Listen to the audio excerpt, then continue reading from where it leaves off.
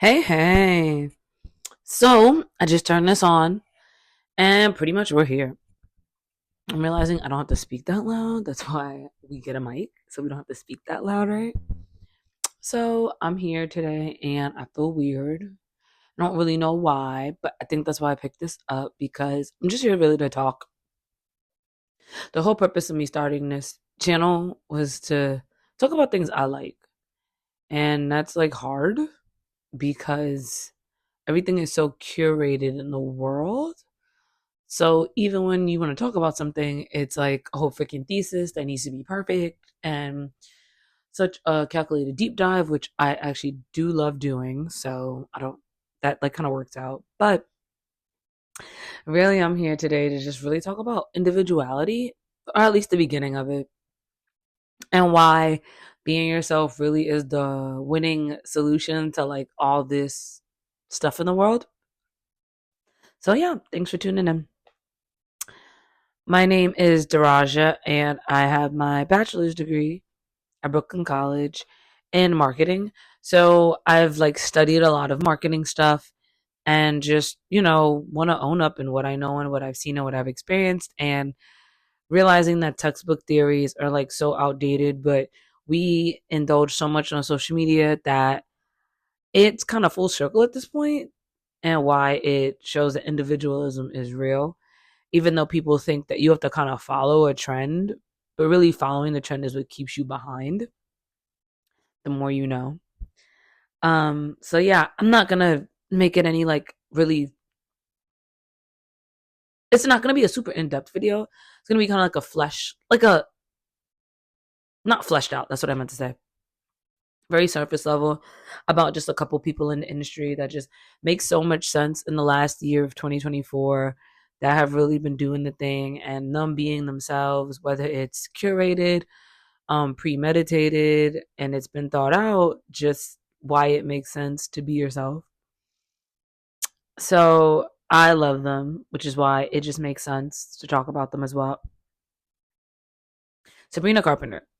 Sabrina Carpenter has had a stellar year, and she's not new to the industry. We know, if you don't know, she's a Disney Channel child, and she just kind of rose to fame by kind of tucking in the cut and allowing for time and her development to really sit in the dirt and then like really grow up and like let the sun take her in and the water and all that good stuff to really plot and plant a really good brand rollout, because the girl is living this year.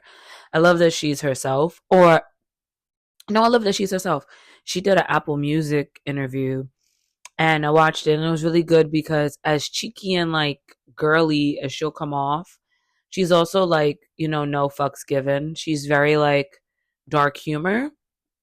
And she said that in her interview that she uses those quaint, cheeky moments of like visual art to show that side of her, even though she loves like that 50s aesthetic and the pretty bubblegum blues and the like pop pinks and her hair. Oh, I love her look. Her look is so like limited to Girls Next Door. Like I seen Trisha Paytas had Holly from Girls Next Door. I think Holly Madison, is that her name? I think so.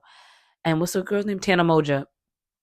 And they all dressed up as Sabrina Carpenter for Halloween. And I mean, could you blame them? She's like super trendy, and they talked just about how much they loved her and her stamp on this year. And it wasn't just her. The Grammys have nominated a couple of the new artists that have like stamped on being themselves.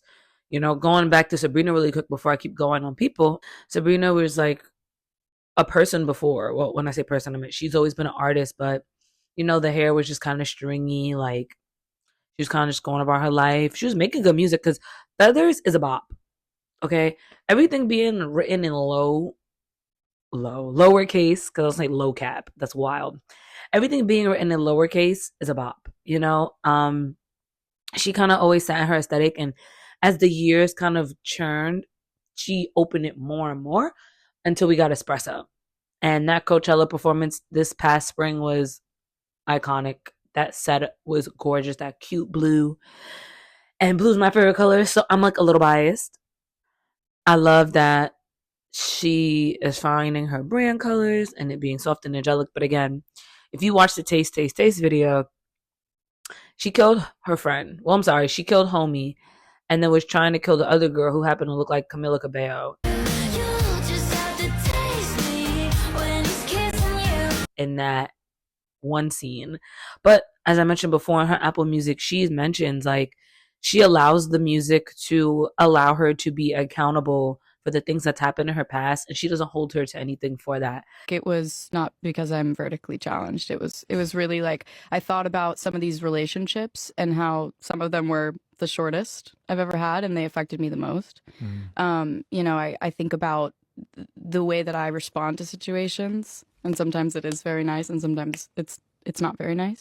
And that's something I need to learn because I just have this really skewed perception of life where the minute I take accountability, my world ends. And I don't have a healthy relationship with it. And I need to start learning how to have a creative outlet to put it all out there and be okay and allow it to be vulnerable. A really good thing about being yourself, you do the work to become vulnerable because you don't care what people think. You don't care about the judging. That's it. I was going to say, and if they judge, fuck them. Like, it's that simple because you've left it all on the table and it's harder to keep up a persona that's not true to you when you could just be yourself, leave it all out there, and then go, well, you're not meant for me if I've shown you who I am. And it allows room for the right people in your life. Same thing for Charlie XCX. Mind you, I just said I wasn't going to do a deep dive on Sabrina. That was like a 5-minute dive, but whatever. Charlie? Guys. Okay, Brat happened this summer. We already know. I think I was more upset at the amount of interviews she did and the amount of people that didn't know who she was. I was mad. I was like really mad. Someone I know, we were looking at Charlie XCX and like we watched, I think I played the guest music video because I'm a dance instructor. I have my own dance program. And I was just coming up with some choreo for a really good workshop I did at Marymount University this past fall. And I was like, we're going to do guests, learning demographic. And I was playing it. And I played the music video and somebody I know was like, damn, like, I didn't know she looked like that. Charlie XCX has been out for years. What do you mean? Now get it. She may not pass everybody's timeline, but she's not new. Boom clap, the sound of my heart, beat goes on and on and on and on. I'm so fancy. You already know. From LA to Tokyo. I get it. She didn't have like the blip moment, but this was her summer. But Charlie's always been like a real grunge techno girl. And I just love that she's been in the space this year to really get her shine doing that and being herself and allowing the individuality to really shine for her. That green has had everybody in a chokehold.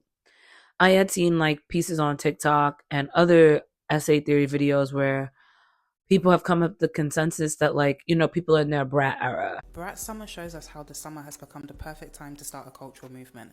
Let's talk about it. By now you've probably heard of the term Brat Summer, which comes from all of the marketing surrounding Charlie XCX's Brat album. In 2019 we had Megan Thee Stallion's Hot Girl Summer, which was more like a summer mantra to have fun and be a party girl. However, Hot Girl Summer kind of happened by accident in a sense that Megan Thee Stallion didn't purposely set out to create a movement, it was all organic. Last year we had Barbie Summer, which was all about embracing girlhood and girl culture, but it also had a massive marketing campaign behind it. And this year is Brat Summer, which also has been meticulously curated, yet still has a punk and anti-mainstream feel to it. There's no strict rules to Brat Summer, anyone can be a part of it. And honestly, this whole album rollout feels like a masterclass in world building. Charlie's Brat campaign has created multiple fan experiences, such as exclusive DJ sets on the beach, appearances at fan-organized events, the Brat Wall in Brooklyn, and all her concerts and party girl DJ sets across various cities, fully embodying the meaning of Brat Summer. She also has a WhatsApp broadcast where she sends exclusive drops, links, or just alerts her fans about what party she's going to pop up at. This level of proactiveness and chances to get up close and personal with her is a stand's ultimate dream. Because Brat Summer is so inclusive and has a distinctive colour, other brands have been able to get involved and even co-opt it, like Flannels, who did a Brat-inspired edit of designer pieces in the signature Brat green. Kate Spade posted a Brat Summer starter pack TikTok, And plant-based brand Field Roast also ran a billboard around the album's release date. It also reached politics as the UK's Green Party used the album cover template to encourage people to vote. And now Kamala Harris's campaign has been aided by Brat Summer and is going viral on social media. The cultural impact of this album is unlike anything we have seen before. So brands and public figures need to take note if you're looking to create a cultural...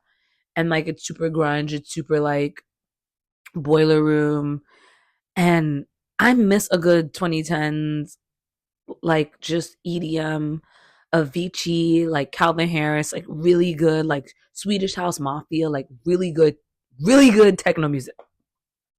Izu, like you kind of had to be there. And I realized like Gen Alpha, really not Gen Alpha, but like later Gen Z is like, what is this music? And like they hear Guess. Or like they hear 365. And I'm like, this has always been a bop, y'all. But I'm not mad at that. She created this whole era, and you know, her not giving a fuck has allowed for people to not give a fuck. They have space to be themselves, and I think that's beautiful. Brat sounds really bitchy. Can I say bitchy? Yes! Yay! Yeah. I'm so excited! Yay! It's bitchy and it's very direct. It's a little confrontational, but I think also it's confrontational because sometimes when you're at your most vulnerable, you lash out and become a bit confrontational. And I think that's the whole thing about the name, Brat. It's like, yes, it's like bitchy and cunty and kind of confident, but I think also you act like a brat when you're feeling insecure, you know? Yeah. So it's kind of like dealing with both of those elements. And I think especially working in the music industry, and I mean just in general in like the creative industry or being in the public eye, I feel like you have these moments where you're like, I'm on top of the world, I'm the best, no one can touch me, and then literally like 24 hours later you could be like, I hate myself, no one cares about what I'm doing, what's the point, you know, whatever. And this album really taps into the kind of pendulum swinging from both of those feelings, you know? Because in a world where everything is so perfect and curated, kind of like a Sabrina Carpenter, even though it's still like premeditated, kind of creepy, and that's why she's like really hot doing the damn thing. You got the other side who's Charlie XCX, and Charlie is very like wife beater, cigarette, like, you know, I don't really give a fuck, you know, like whatever we're doing, I'm just kind of going with the flow and like I love who I am, you know. Wow, I have to really work on my accent, but it was kind of cute. But no, Charlie is very herself, and it aligns her with the right brands and the right deals, and kind of just for her voice and her presence to be pushed, because more people want to be themselves so much that it's not a joke. And in that, she being herself has allowed others to just like rock it, which is like kind of ironic when I mention her and Sabrina, Charlie, when I say her. You being yourself allows you to be niched, but in your niche, it allows other people to find you in your niche. So then your niche crowd feels like they're being seen, and then it catapults you up, ironically, right? You being yourself and you going in the corner of the room to go, I'm gonna just bump here. I like what I do. If everybody's doing the same thing, like you kind of get lost in the sauce anyway, and you don't feel like you're doing things true to you.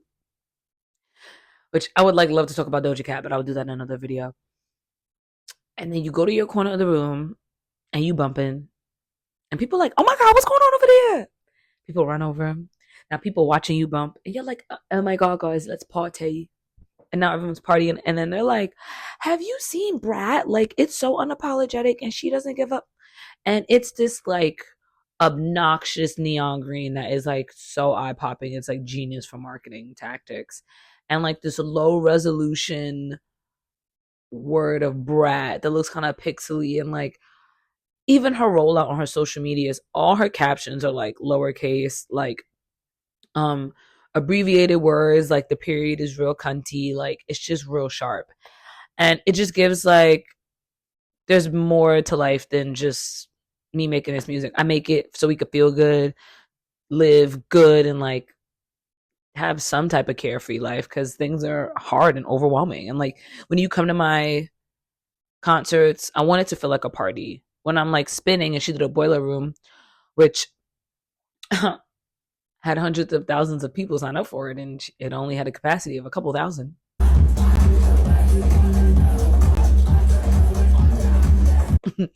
But she creates this ambiance. And along with her and Sabrina, when it comes to marketing goes, their associations with people align with that. Jenna Ortega with Sabrina in that Taste music video is like genius. They're trying to kill each other. Jenna has been on this whole, she was Wednesday Addams. She rocks the black aesthetic like crazy. She did Beetlejuice. You know, she does all these like quirky dark roles. So just hanging out with Sabrina just makes sense because Sabrina's like the polar opposite, but also aligned with that perfectly. So you might as well like try to shoot her with a shotgun out the window, right? In the music video and like have her plunge, trigger warning, sorry, I should have said that. Have her plunge in a fence and she'd be like pulled through with her guts out and stuff, right?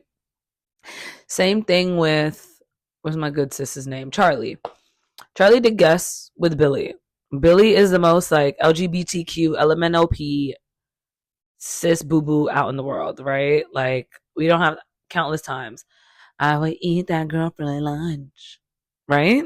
So for them to do guests and then for them to be on a mountain of underwear, I was gonna say panties, a mountain of panties, and you know, proceeds went back to young women when it came to the underwear, in charities and stuff. I love that. You know, the words just were like super ambiguous and like, you know, I love, what did she say for the chorus? Because that's my song. Oh, Charlie likes boys, but she knows I'll hit it. Charlie likes boys, but she knows I'd hit it. What, Billy? Charlie likes boys, but she knows I'll hit it. What, Billy? And Charlie's just like whatever in the music video. It's just so, it just creates this warm and fun atmosphere. Yeah, so just be yourself. That's just pretty much my conclusion. Those two women have gone through years in the industry, and in a long haul, them being themselves has started to like show the fruits of their labor and like really allow a lot of other people to realize being different and not fitting in, whatever that means, doing the same thing that we already see out in the world, will allow people to shed that skin and really shine in who they are. All right, I did that.